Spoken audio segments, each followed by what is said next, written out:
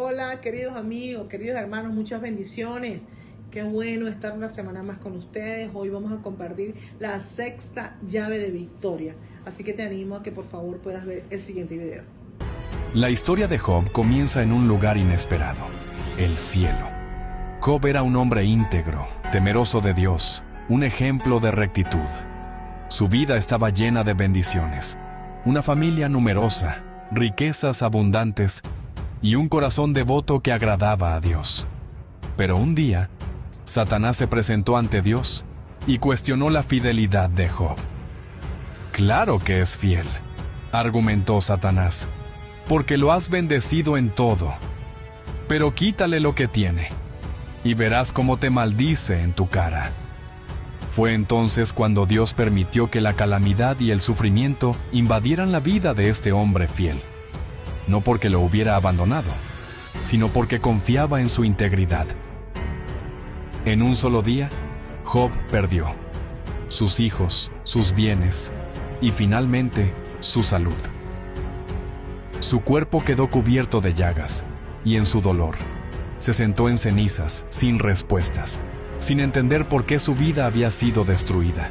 Job estaba sumergido en su máximo dolor de sufrimiento, y es ahí que al enterarse de la tragedia, 3 de sus amigos Elifaz, Bildad y Zofar decidieron visitarlo. Desde el principio, parecía que sus intenciones eran buenas. Durante 7 días y 7 noches, se sentaron en silencio junto a él, compartiendo su dolor. Pero cuando finalmente abrieron la boca, su consuelo se convirtió en una carga más pesada para Job. Elifaz fue el primero en hablar. Basado en su experiencia personal y en tradiciones antiguas, sugirió que Job estaba siendo castigado por algún pecado oculto. «Recuerda», dijo, «¿cuándo ha perecido el inocente?». Para Elifaz, el sufrimiento de Job solo podía significar una cosa: culpa. Job, capítulo 4, versos 5 y 15. Luego habló Bildad, quien fue más directo y severo. Para él, los hijos de Job habían muerto porque habían pecado, y Job debía aceptar que su sufrimiento era un castigo justo de Dios. A veces usamos las reglas para justificar nuestra falta de compasión, pero ¿acaso no nos llama Dios a amar y consolar en lugar de condenar? Mateo 7:1 nos enseña: «No juzguéis, para que no seáis juzgados, porque con el juicio con que juzgáis, seréis juzgados, y con la medida con que medís, os será medido». En Job 9, verso 10, Job rechazó la lógica simplista de Bildad, diciendo que era imposible comprender completamente los caminos de Dios. Aunque reconoció la justicia de Dios, expresó su angustia y la incomprensión de su situación. Finalmente, Zofar, el más joven de los 3, acusó a Job de hablar con arrogancia. Insinuó que Job merecía un castigo aún peor del que estaba recibiendo. Sus palabras no solo carecían de empatía, sino que mostraban una falta total de comprensión sobre quién era Dios y cómo operaba su justicia. Job 11:20. Zofar no solo acusó, sino que insinuó que Job merecía un castigo mayor. Fue implacable en su juicio, mostrando la falta de misericordia que a menudo nace de la ignorancia.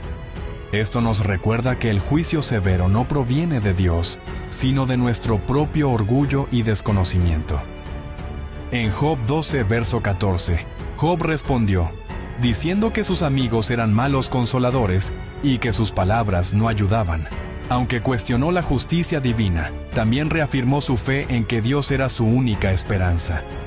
Cuando vemos a alguien que enfrenta pruebas, es crucial mirarlo con ojos santos, reconociendo que las dificultades no siempre son un castigo. A veces son oportunidades para profundizar en la fe y depender más de Dios. Después de que Job y sus amigos agotaron sus palabras, un joven llamado Eliú, que había estado escuchando pacientemente, decidió hablar. Eliú no era parte del círculo de amigos de Job, pero sus palabras aportaron una perspectiva diferente. Mientras que los otros amigos condenaron a Job sin misericordia, Eliú lo exhortó a reflexionar y a buscar comprender la grandeza de Dios. Eliú Señaló que Job había cometido un error al justificar su inocencia en lugar de magnificar la soberanía de Dios. También corrigió a los amigos, destacando que Dios no actúa injustamente y que el sufrimiento puede ser una herramienta divina para moldearnos y acercarnos a Él. Eliú no habló desde el orgullo ni la tradición, sino desde una sabiduría que apuntaba hacia Dios y su propósito más elevado. Fue como un puente entre las palabras humanas y la intervención divina. En Job, todavía estaba la interrogante del porqué de sus males. Sabía que sus amigos estaban equivocados, pero ahora decide reclamar directamente a Dios, buscando entender lo que en su vida no tenía sentido. En su dolor, comenzó a cuestionar a Dios, expresando su frustración y confusión. Y Dios le respondió de una manera sorprendente, recordándole su grandeza y sabiduría. A todo esto, Job responde entendiendo que había creído a un Dios que no conocía, pero que ahora sus ojos espirituales habían sido abiertos y podía decir: de oídas te había oído, mas ahora mis ojos te ven. Mientras tanto, Dios no quería terminar esta historia sin aclarar la situación de Job frente a sus amigos y la errada percepción con que ellos habían creído sobre su persona. El capítulo 42, verso 7 dice: Y aconteció que después que habló Jehová estas palabras a Job, Jehová dijo a Elifaz temanita: Mi ira se encendió contra ti y tus 2 compañeros, porque no habéis hablado de mí lo recto, como mi siervo Job. Después de haber soportado sufrimientos inimaginables y de escuchar las palabras injustas de sus amigos, Job no permitió que el rencor llenara su corazón. En lugar de guardar resentimiento, eligió el camino del perdón. ¿Qué significa esto? Significa que el perdón es más que un acto de compasión. Es una decisión que refleja el corazón de Dios. Job entendió que sus amigos no actuaron con malicia, sino desde su ignorancia y su limitada perspectiva. Al perdonarlos, Job no solo liberó su corazón de la carga del resentimiento, sino que también se alineó con el carácter misericordioso de Dios, quien siempre está dispuesto a perdonarnos a nosotros. Lo más relevante de todo es que Dios aceptó el perdón de Job a sus amigos. ¿Cómo podemos aplicar esto a nuestra propia vida? A menudo, aquellos que nos rodean pueden tener opiniones equivocadas sobre nosotros o emitir juicios que nos lastiman. Sin embargo, el perdón no solo sana nuestras heridas, sino que también refleja el amor de Cristo, quien en la cruz oró por quienes lo crucificaban. Padre, perdónalos, porque no saben lo que hacen. Lucas 23:34. Perdonar no es fácil, pero es esencial para vivir una vida libre y en paz. Y más allá del perdón, la intercesión, como la que Job hizo por sus amigos, es una muestra del amor más puro. Orar por aquellos que nos han herido es la mayor expresión de compasión, porque nos coloca en una posición de gracia, reflejando el corazón de nuestro Salvador. La historia de Job apunta directamente a Cristo. Así como Job intercedió por sus amigos, Jesús es nuestro intercesor delante del Padre. A pesar de nuestras fallas y errores, Él ora por nosotros y nos extiende su gracia. Cuando elegimos perdonar y orar por quienes nos han lastimado, estamos siguiendo el ejemplo de Cristo, amando incondicionalmente y actuando con misericordia. Después que Job perdonó a sus amigos y oró por ellos, Dios le restaura grandemente todo lo que había perdido, le da 10 hijos, lo enriquece de nuevo y le devuelve la salud. Este acto de restauración no solo es una muestra de la justicia divina, sino también un reflejo profundo de su misericordia y bondad. Así como Dios actuó en la vida de Job, también está dispuesto a intervenir en nuestras vidas hoy. Su misericordia es como un río caudaloso, que aunque encuentre obstáculos, nunca deja de fluir. Así como las aguas limpian y renuevan todo a su paso, la gracia de Dios tiene el poder de limpiar nuestras heridas, restaurar lo perdido y llenar de vida aquello que parece seco o destruido. Incluso cuando enfrentamos tiempos difíciles y todo parece estar en nuestra contra, Dios nos invita a mirar la cruz. Él no solo tiene la capacidad de devolvernos lo que hemos perdido, sino de hacerlo de una manera aún mayor, superando nuestras expectativas, como lo hizo con Job. Tal como el sol sale después de la tormenta, trayendo luz y calor.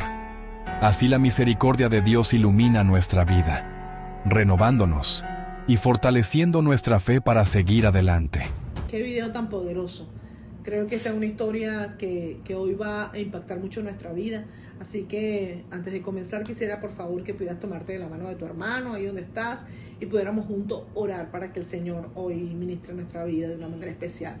Padre, te bendecimos y adoramos tu santo nombre, Señor. Te pedimos que tomes el control de esta reunión y que sea tu Santo Espíritu, Señor, hablando a nuestras vidas de una forma especial y sobrenatural. Señor, que esta llave que hoy vamos a estudiar juntos sea una revelación a nuestro corazón acerca de lo que tú quieres que nosotros hagamos, Señor. Creemos, Señor, que el perdón es una llave que abre puertas de bendición para nuestra vida. Así que hoy alineamos nuestro espíritu a tu espíritu, nuestro corazón a tu corazón, nuestra mente a tu mente, Señor. Y te pedimos que todo lo que hoy, Señor, va a ser hablado sea como una espada de dos filos para nosotros. En el nombre de Jesús, amén y amén. Así que entonces la llave que vamos a compartir es la sexta llave y es la llave del perdón. El perdón es una llave poderosa que abre puertas de bendición, así que si usted tiene por allí una cuenta pendiente y usted dice, bueno, Señor, hoy es el día que vas a hablar a mi corazón y hay algo que tengo que pues cerrar, un capítulo de mi vida, hoy es tu día de libertad. Hoy es tu día de libertad, querida iglesia.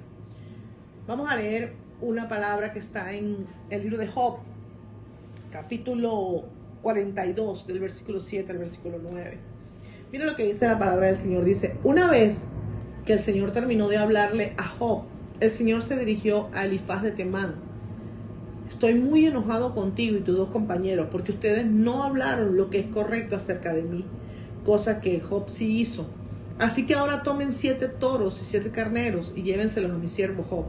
Ofrézcanlos por ustedes como sacrificio que debe quemarse completamente. Mi siervo Job orará por ustedes, yo escucharé a Job y no trataré directamente con ustedes porque no hablaron lo que es verdad acerca de mí. En cambio, mi siervo Job sí lo hizo.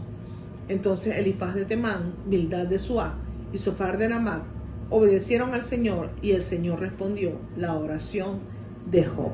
Amén.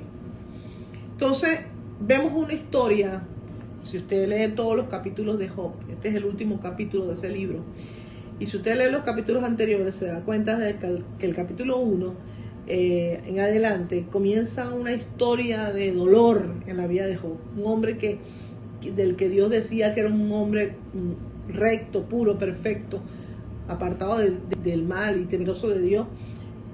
Se tuvo que enfrentar con muchísimas crisis, con muchísimas pérdidas. Un hombre que había sufrido mucho, pero uno de los sufrimientos que él también experimentó fue la traición, fue el hecho de que las personas que él amaba, que eran sus amigos, vinieran y cuestionaran su integridad, que cuestionaran su relación con Dios. Los amigos habían utilizado palabras muy duras contra Job, sin saber el contexto de lo que él estaba viviendo. Y pues al finalizar el capítulo, o comenzando el capítulo 42, Dios lleva a Job a un encuentro con esos amigos, nuevamente. Pero era un Dios que quería restaurar primero una relación de amistad que nunca debió haberse fracturado. Y pues Dios hace las cosas como solamente Él puede hacerlas, de una forma intencional y buscando agradar el corazón de Dios. Dios mismo busca que nosotros hagamos cosas que agraden su corazón. Él nos provoca y nos manda a hacer cosas de manera intencional para que nosotros podamos agradar su corazón. Y quiero decirte algunas cosas acerca del perdón. El perdón te liberta del odio, de la amargura, del resentimiento, y solo así nosotros podemos disfrutar la paz que solamente Cristo nos puede dar. El perdón, cuando nosotros tenemos falta de perdón en nuestro corazón, es como que si literalmente viviéramos en una cárcel con muchos barrotes. Una persona que tiene falta de perdón en su corazón es una persona que vive encarcelada, es una persona que vive cautiva. A veces las personas suelen pensar que el hecho de no perdonar a su agresor hace que el agresor se encuentre en un lugar de dolor y en un lugar donde está cautivo. Y ciertamente lo ha llevado a lugares de cautividad, pero también la persona que no perdona está en ese mismo lugar. Y es terrible esta cruda realidad o esta cruda verdad. La palabra de Dios dice en Mateo 18, versículos 21 y 22, dice: Señor, ¿cuántas veces tengo que perdonar a mi hermano que peca contra mí? Hasta 7 veces. A lo que contestó Cristo: no te digo que hasta 7 veces, sino hasta 70 veces 7. Cristo le estaba queriendo decir a los discípulos: tienes que perdonar siempre. Tienes que perdonar siempre. Y esa es una premisa que hoy quiero poner en tu corazón. ¿Cuántas veces tengo que perdonar, pastora? Siempre. Siempre. Porque cada vez que no perdonamos, entonces nosotros estamos metiéndonos nuevamente en esas cárceles de cautividad de las que te hablaba. Puede que tú pienses y digas: pastora, pero me lo va a seguir haciendo, me va a seguir haciendo daño. O sea, el hecho de que perdonar no implica el hecho de que la persona esté eximida de consecuencias por lo que hace. Quiero que eso lo tengas claro. Una persona que comete actos negativos contra ti o contra mí, esos actos le van a traer consecuencias negativas. Y el hecho de que tú y yo los perdonemos no los va a eximir de esas consecuencias. Pero tampoco no perdonarlo ni los va a eximir ni va a agrandar las consecuencias. Entonces tenemos que también tener eso suficientemente claro en nuestro corazón. El perdón es la más inteligente manera de vivir. Si queremos tener una vida llena de paz y llena de amor, tenemos que aprender a practicar el perdón. Porque una persona que no perdona es una persona que experimenta amargura, como lo dije anteriormente, rencor en su corazón. Y una persona que tiene amargura en su corazón, la Biblia dice que la amargura es como una raíz que brota. Una persona puede llegar a enfermarse por no perdonar. Puede somatizar la falta de perdón en algún tipo de enfermedad. Y con eso hay que tener mucho cuidado. El perdonar o al perdonar no perdemos, todo lo contrario, ganamos. Y ganamos mucho. Una persona que perdona es una persona que gana paz, es una persona que gana tranquilidad, es una persona que agrada a Dios. Así que si nosotros perdonamos, en vez de perder estamos ganando, porque ese también es otro falso concepto, un mito, que nosotros pensamos: si yo perdono, eso significa debilidad.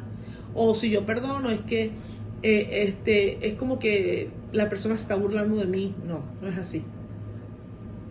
O es que si yo perdono, yo perdí y él ganó. No. Si tú perdonas, tú ganas. Si tú perdonas, tú ganas. Quiero que te lleves eso en tu corazón. Si tú perdonas, tú ganas. Escucha esto. No existe mejor manera de vivir que con paz en el alma. Y no hay peor manera de vivir que con amargura en el corazón. No hay mejor manera de vivir que con paz en el alma. Y no hay peor manera de vivir que con amargura en el corazón. Una persona amargada se le nota. Una persona amargada siempre va a estar molesta. Todo le molesta. Todo le incomoda. Todo le da rabia. Es amargura. Amargura. Una persona que no perdona, una persona que no abraza, una persona que no ama, una persona intolerante. Hay que tener paz en el corazón. Ya no solo te perjudicas a ti, sino también a todos los que te rodean. Cuando la persona es amargada, cuando la persona tiene falta de rencor, termina también amargando a los que los rodean. Terminan haciéndole daño a las personas que los rodean. Un cristiano debe entender que el perdón no es una opción, que el perdón es un mandato. Dígale ya al que está a su lado. El perdón no es una opción. Para nosotros no es opcional perdonar. Para nosotros es un mandato. Es esencial. Un cristiano que se llame cristiano, que diga que ama a Cristo, que sigue a Cristo y que sigue la palabra del Señor, tiene que saber que el perdón es fundamental. De hecho, Cristo nos perdonó. Si no fuese así, yo no estuviera aquí hablando contigo ahora. Porque no calificaba. Porque había cometido muchos pecados, muchos errores. Cuando Jesús enseña a los discípulos, le dice que ellos tenían que orar de una forma, y entre las cosas que tenían que decir en oración, tenían que decir: Padre, perdona nuestras ofensas, así como nosotros perdonamos a los que nos ofenden. Así que el perdón no es opcional, es un mandato. Aprendamos a perdonar, porque ¿cómo podemos pedir a Dios que nos perdone si no estamos dispuestos a perdonar a nuestro prójimo? Es una pregunta, una reflexión que deberíamos hacer en esta mañana. Si nosotros no estamos dispuestos a perdonar, ¿cómo pretendemos nosotros que Cristo nos perdone? Es muy difícil. Es muy difícil que nosotros, no es que seamos perdonados, no. Cristo nos va a perdonar Es más, ya nos perdonó. Así perdonemos o no perdonemos nosotros. Pero como nosotros sí queremos ser perdonados y no extendemos el perdón. ¿Por qué nos cuesta tanto? Es una reflexión. En la historia de Job, Dios le dice literalmente a los amigos de Job: no habrá perdón para ustedes sin la oración de Job sobre ustedes. Él le dijo a Job: Job, ora por ellos. Le dijo, no se lo dijo a Job primeramente, él primero habla con Elifaz y le dice: estoy muy irritado. Hay una versión que dice muy molesto, muy enojado con ustedes, contigo y con tus dos amigos, porque a diferencia de mi siervo Job, lo que ustedes han dicho de mí no es verdad. Él estaba diciendo: ustedes han pecado contra mí. Aunque Job lo hizo, Job pidió perdón a Dios y Dios lo perdonó.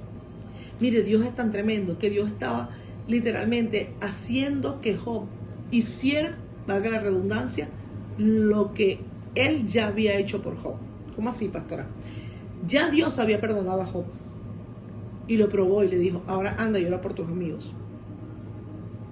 O sea, estaba diciendo: vamos a ver si vas a hacer por tus amigos lo que ya yo hice por ti. Vamos a ver si haces por tus amigos lo que ya yo hice por ti. Le estoy hablando que los amigos se habían comportado muy mal con Job. Habían hecho muchas cosas contra Job. Pero Dios le estaba dando una oportunidad. Y la oportunidad se está dando a través del mismo a quien ellos habían herido. Esa es la forma de actuar de Dios. Qué interesante ver esa forma de mover de Dios a Job a perdonar a sus amigos. Dios no le ofreció ninguna recompensa. Dios no le dijo: mira, si tú perdonas te voy a dar tal o cual cosa. Pero es que el perdón está ligado a la restauración. Hay personas que no pueden ver la restauración en su vida porque no han podido perdonar. No han podido perdonar. Dios trae recompensas con el perdón. La acción que estaba haciendo Job por sus amigos implicaba compasión, intercesión y misericordia. Y por ende, esa acción de él orar por ellos lo llevó al perdón tácito. En la Biblia no dice que él le dijo: los perdono. Pero es que su oración, yo quiero que tú te imagines por un momento que cómo debe haber sido la oración de Job. Quizás si hubiese sido tuya o mía, bueno, a lo mejor no tuya, mía, hubiese orado: ay, Señor, qué bueno, que ya lo tengo delante de mis ojos, termínalos. Pero Job no hizo eso. La oración no está implícita en la Biblia, pero la Biblia sí dice que Dios escuchó y atendió la oración de Job. Quiere decir que debe haber sido una oración bien dirigida. Quizás: Señor, perdónalo, perdona a mis amigos. Señor, te doy gracias porque a pesar de que nadie vino a estar conmigo, ellos sí estuvieron conmigo. Quizás no me dijeron las cosas correctas, pero Señor, yo valoro el hecho de que hayan venido a estar aquí. O sea, quién sabe cuál pudo haber sido la oración de Job. Quizás es lo mismo que nosotros podemos hacer y pensar de nuestra familia. Quizás tu papá vino y te maltrató y te vejó, te humilló, te abandonó, pero busca un motivo para darle gracias a Dios por tu papá. Ora por él y dile: bueno, Señor, gracias porque me diste un papá, me permitiste tener un papá por lo menos para que me engendrara. Yo no sé cuál sería el fundamento en el que tú te basarías para tener una oración agradecida por el que te dañó, pero te animo a que lo hagas, porque va a traer más bendición para tu vida, va a traer ganancia para tu vida, va a traer recompensa para tu vida, va a traer restitución para tu vida. Yo sé, mujer, que has derramado muchas lágrimas a causa de esa herida, pero hoy es el día de sanarla y de cerrarla. La herida todavía está sangrando. Tú lloras porque la herida todavía sangra, pero tienes que permitirle a Dios que haga de esa herida una cicatriz. Que haga de esa herida una cicatriz. Las cicatrices son visibles, son una señal de que un día hubo una herida, pero ya no duelen. Tienes que permitirle a Dios que convierta esa herida en una cicatriz para que no te duela. Deja que Dios lo sane. Él es el médico por excelencia y Él lo puede hacer. Yo sé, hombre, que te cuesta venir y decirle a la gente lo que estás viviendo, que te cuesta abrir tu corazón a la gente para lo que tú viviste en un pasado, pero tienes que aprender a cerrar la herida. Dios había perdonado a Job y quería que Job perdonara a sus amigos. El perdón de Job trajo restauración a su vida. Escucha esto: hay cosas que aún no has podido alcanzar de parte de Dios porque hay rencor en el corazón. Así que perdona hoy a los que te ofendieron. La Biblia dice, quiero terminar con esto y quiero dejártelo en tu corazón. En el versículo 10 dice, después de haber orado Job por sus amigos, el Señor lo hizo prosperar de nuevo y le dio 2 veces más de lo que tenía. El Señor quiere restaurar lo que has perdido. Los años de vida, la alegría, la paz, ¿por qué no? La prosperidad en otras áreas de tu vida. Pero necesitas primero perdonar. Inmediatamente después que Job oró por sus amigos, literalmente le extendió el perdón. Y después de haber hecho eso, la Biblia dice que Dios lo restituyó. Así que le estoy hablando a gente hoy que va a acabar con ese ciclo de falta de rencor o falta de perdón en su corazón. Ese rencor que está allí, y va a acabar hoy con eso. Va a soltar esas cadenas de esa cárcel y va a ser libre en el nombre de Jesús, para que puedas vivir una vida llena de gracia y de perdón. Así que yo quiero que tú cierres tus ojos y permíteme orar por ti en esta tarde ya. Yo te pido, Señor, en esta hora, que usted, Señor, bendiga a mis hermanos, que usted, Señor, los guarde, que usted los ayude, Señor. Tú conoces su corazón y tú sabes, Señor, lo que mis hermanos vivieron, mis amigos están viviendo, Señor, quizás algunos. Padre, pero tú eres el Dios de perdón, tú nos perdonaste, Señor. Cuando nosotros, Señor, quizás no merecíamos el perdón de nadie, tú viniste y extendiste el perdón hacia nosotros. Señor, yo te pido que así como tú perdonaste nuestras ofensas, que nosotros podamos ser perdonadores de los que nos han ofendido. Señor, derrama de tu amor en el corazón de mis hermanos y en mi corazón, para que nosotros podamos abrazar el perdón y poder extender el perdón, Señor, a todo aquel que nos ha hecho daño. Yo te lo pido, Señor, en el nombre de tu Hijo amado Jesús. Amén y amén. Dios te bendiga, Dios te guarde. Que tengas una semana maravillosa.